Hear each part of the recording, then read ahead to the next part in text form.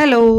ഈ ജാനുവരി 9, 10, 11, 12 തീയതികളിൽ എൻ്റെ പള്ളിയിൽ പെരുന്നാളായിരുന്നു കേട്ടോ. അപ്പോൾ അതിൻ്റെ ഒരു കുട്ടി വ്ളോഗാണ് ഇത്. 9-ാം തീയതിയാണ് നമ്മുടെ പള്ളിയിൽ കൊടി കയറിയത്. അപ്പോൾ അന്ന് തന്നെ നമുക്ക് ദിവ്യാരന പ്രദക്ഷിണം ഉണ്ടായിരുന്നു കേട്ടോ. ഇതിന് ശേഷമാണ് കൊടിയേറ്റുണ്ടായിരുന്നത്. അപ്പോൾ ദിവ്യാരന പ്രദക്ഷിണമാണ് നിങ്ങളിപ്പോൾ ഈ കാണുന്നത് കേട്ടോ. പള്ളിയിൽ നിന്ന് ദിവ്യാരന പ്രദക്ഷിണം ഇറങ്ങി നമ്മൾ പള്ളിയുടെ നടുമുറ്റത്ത് തന്നെ നമ്മൾ ടെമ്പററി ആയിട്ട് ഒരു ബലിപീഠം പണിതിട്ടുണ്ട്. അങ്ങോട്ടേക്കാണ് ഈ ദിവ്യാരന പ്രദക്ഷിണം കൊണ്ടുപോകുന്നത് കേട്ടോ. അവിടെ പ്രാർത്ഥനയൊക്കെ കഴിഞ്ഞ് നേരെ തിരിച്ച് ഇതേപോലെ തന്നെ നമ്മൾ പള്ളിക്കകത്തേക്ക് കയറും. കഴിഞ്ഞ കൊല്ലം അതുർബാനം സ്വീകരിച്ച കുട്ടികളാട്ടോ ഈ വെള്ള ഡ്രസ്സൊക്കെ ഇട്ട് നിൽക്കുന്നത്. അവർ ദിവ്യാരന പ്രദക്ഷിണം പോകുന്ന വഴിക്ക് പൂക്കളൊക്കെ സമർപ്പിച്ചുകൊണ്ടിരിക്കും കേട്ടോ. ഇത് അവിടുത്തെ പ്രാർത്ഥന കഴിഞ്ഞ് തിരിച്ച് ദിവ്യാരന പ്രദക്ഷിണം പള്ളിയിലേക്ക് പോകുന്നതാണ് ഈ കാണുന്നത്. അതിനുശേഷം നമുക്ക് പ്രസംഗം ഉണ്ടായിരുന്നു. അതിനുശേഷം പിന്നെ കൊടിയേറ്റമായിരുന്നു കേട്ടോ. അങ്ങനത്തെ അച്ഛനെ കൊടിമരത്തിലേക്ക് ആനയിക്കുന്നതാണ് ഈ കാണുന്നത്. അതിനുശേഷം അവിടുത്തെ പ്രാർത്ഥന കഴിഞ്ഞ് നമ്മുടെ പെരുന്നാളിനുള്ള കൊടി കയറിക്കൊണ്ടിരിക്കുക കേട്ടോ. ഈ സമയത്തൊക്കെ ഭയങ്കര വെടിക്കെട്ടുമൊക്കെയാണ്. വെടിക്കെട്ടിനൊപ്പം തന്നെ നല്ല അടിപൊളി ചെണ്ടമേളം കൂടി ഉണ്ടായിരുന്നു കേട്ടോ. ഇതിന് ശേഷം നമുക്ക് ചെറിയൊരു കലാപരിപാടി ഉണ്ടായിരുന്നു. അതായത് സൗഹൃദ മെലഡീസിൻ്റെ ഒരു ഗാനമേള ഉണ്ടായിരുന്നു. അച്ഛനത് ഉദ്ഘാടനം ചെയ്ത് സംസാരിക്കുക കേട്ടോ. അംഗവൈകല്യമുള്ള ആൾക്കാരാണ് അതിലെ മിക്ക ഗായകന്മാരും കേട്ടോ. അപ്പോൾ എല്ലാവരും തന്നെ അവർ നല്ല രീതിയിൽ സപ്പോർട്ട് ചെയ്യുന്നുണ്ടായിരുന്നു. അതൊക്കെ കഴിഞ്ഞ് നമ്മൾ നേരെ വീട്ടിലേക്ക് പോകുന്നു കേട്ടോ. ഞങ്ങളുടെ വീട്ടിലേക്ക് വന്ന വഴിക്കൊക്കെ ലൈറ്റൊക്കെ ഇട്ട് നല്ലപോലെ അലങ്കരിച്ചിട്ടുണ്ട്. കാരണം ഇങ്ങോട്ടേക്ക് പ്രദക്ഷിണമുണ്ട് ശനിയാഴ്ച, അതിന് വേണ്ടിയിട്ട് അലങ്കരിച്ചിരിക്കുന്ന കേട്ടോ.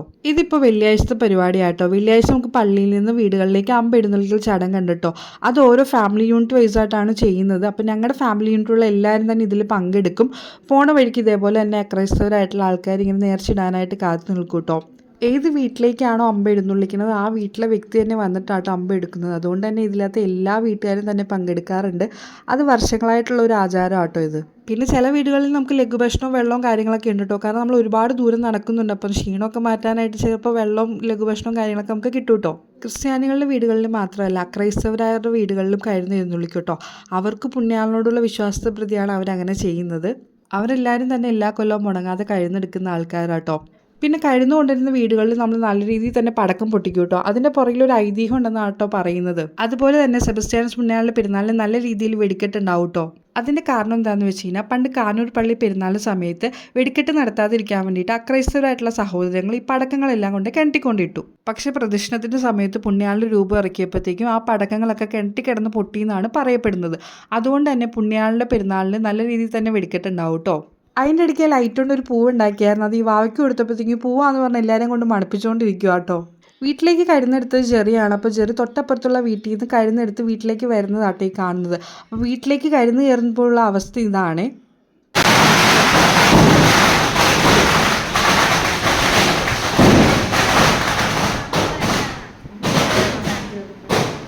വീട്ടിലേക്ക് കരുന്ന് കൊണ്ടതിന് ശേഷം പിന്നെ പ്രാർത്ഥനയുണ്ട്. അത് കഴിഞ്ഞ് നമ്മൾ നേർച്ചയിടും. പിന്നീട് അടുത്ത വീട്ടിൽ നിന്നുള്ള ആൾ വന്നത് കൊണ്ടുപോകും. അങ്ങനെയാട്ടോ ഈ ചടങ്ങ് നടക്കുന്നത്.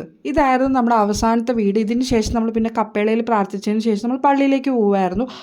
ലാസ്റ്റ് വീടായതുകൊണ്ട് തന്നെ ഗംഭീരമായ പരിപാടിയായിരുന്നു. ഭയങ്കര രീതിയിൽ പടക്കം പൊട്ടിക്കലൊക്കെ ഉണ്ടായിരുന്നു. പിന്നെ ഈ വീട്ടിലെ ആൻറ്റി ഈ വർഷം പെരുന്നാൾ നടത്തുന്നുണ്ട്.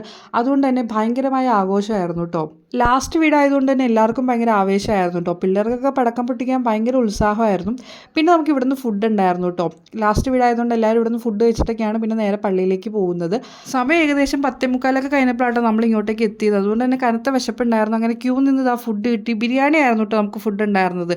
എനിക്ക് സ്പെഷ്യലായിട്ട് 2 പപ്പടമൊക്കെ എക്സ്ട്രാ തന്നിട്ടുണ്ടായിരുന്നു. അങ്ങനെ എല്ലാവരും ആസ്വദിച്ചിരുന്ന് ഫുഡ് കഴിക്കുമായിരുന്നു. അതിനുശേഷം നമുക്ക് ഐസ്ക്രീം ഉണ്ടായിരുന്നേ. ഞാൻ ആദ്യമേ ഒരു പൈനാപ്പിൾ കഴിച്ചു, പിന്നെ ഒരു സ്ട്രോബെറിയും കൂടി കഴിച്ചായിരുന്നു കേട്ടോ.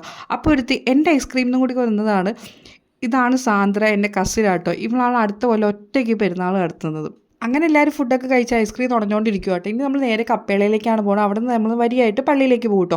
അപ്പോൾ കഴിഞ്ഞ് ഇറങ്ങുന്ന സമയത്ത് പടക്കം പൊട്ടിക്കണം. എൻ്റെ അപ്പനാണ് അവിടെ പടക്കം പൊട്ടിക്കാൻ തിരി കത്തിക്കുന്നത്. കുറച്ച് ടാസ്കുള്ള പരിപാടിയാണ്. എനിക്ക് ഭയങ്കര പേടിയുള്ളൊരു സംഭവം കേട്ടോ. സൂക്ഷിച്ച് നോക്കിക്കഴിഞ്ഞാൽ എൻ്റെ അനിയൻ്റെ കയ്യിലേക്ക് പടക്കം വന്ന് വീണെന്ന് നിങ്ങൾക്ക് കാണാം കേട്ടോ. അവനൊന്നും അതൊരു പുത്തിരി ഇല്ലാത്ത കാരണം നൈസായിട്ട് തുടച്ചു തൂത്ത് അവിടെ നിൽക്കും കേട്ടോ. ഞാനൊക്കെ വല്ല ആയിരുന്നെങ്കിൽ ഓടിച്ചടഞ്ഞ് വീണേനെ. ഇതാട്ടോ ഞങ്ങളുടെ പള്ളിയുടെ കപ്പേള. മാതാവിൻ്റെ രൂപമാണ് കപ്പേളയിലുള്ളത്. അപ്പോൾ അവിടുത്തെ പ്രാർത്ഥനയൊക്കെ കഴിഞ്ഞിട്ട് നമ്മൾ നേരെ പള്ളിയിലേക്ക് പോവുകയാണ്. എല്ലാവരും മെഴുകുതിരിയൊക്കെ കത്തിച്ച് സെബസ്ത്യാനോസിൻ്റെ പാട്ടൊക്കെ പാടി ഭക്തിസാന്ദ്രമായിട്ടാട്ടോ നമ്മൾ നേരെ പള്ളിയിലേക്ക് പോകുന്നത്. പെരുന്നാൾ ആയതുകൊണ്ട് തന്നെ എല്ലായിടത്തും ലൈറ്റിൻ്റെ മേളയാട്ടോ. വഴികളിലെല്ലാം തന്നെ ലൈറ്റൊക്കെ ഇട്ട് നല്ല രീതിയിൽ അലങ്കരിച്ചിട്ടുണ്ട്. പിന്നെ നാളെ നമുക്ക് ഈ വഴി തന്നെ പ്രദക്ഷിണമുണ്ട്. അതുകൊണ്ടാട്ടോ ഇത്ര ഗംഭീരമായിട്ട് എല്ലാവരും അലങ്കരിച്ച് വെച്ചിരിക്കുന്നത്. അതുപോലെ തന്നെ നമ്മുടെ പള്ളി നല്ല രീതിയിൽ ലൈറ്റൊക്കെ ഇട്ട് നല്ലപോലെ അലങ്കരിച്ചിട്ടുണ്ട് കേട്ടോ.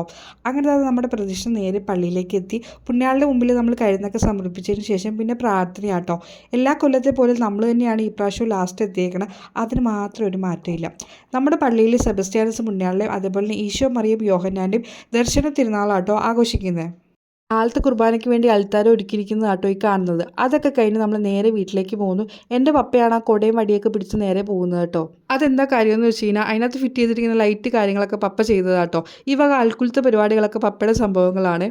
ഒരു ഇലക്ട്രീഷ്യൻ ആയതുകൊണ്ട് തന്നെ ഈ വക പരിപാടികളൊക്കെ ചെയ്യാൻ പപ്പയ്ക്ക് ഭയങ്കര ഇൻട്രസ്റ്റ് ആട്ടോ. എല്ലാവരും ഇങ്ങനെയൊന്നും ചെയ്യാറൊന്നുമില്ല. ബട്ട് നമ്മുടെ പുണ്യാളിനെ കൊണ്ടുവരുമ്പോൾ ഏറ്റവും മനോഹരമായിട്ട് അത് കൊണ്ടുവരണം എന്നുള്ളത് ഒരു ആഗ്രഹത്തിന് പുറത്താട്ടോ ഇങ്ങനെയൊക്കെ ചെയ്യുന്നത്.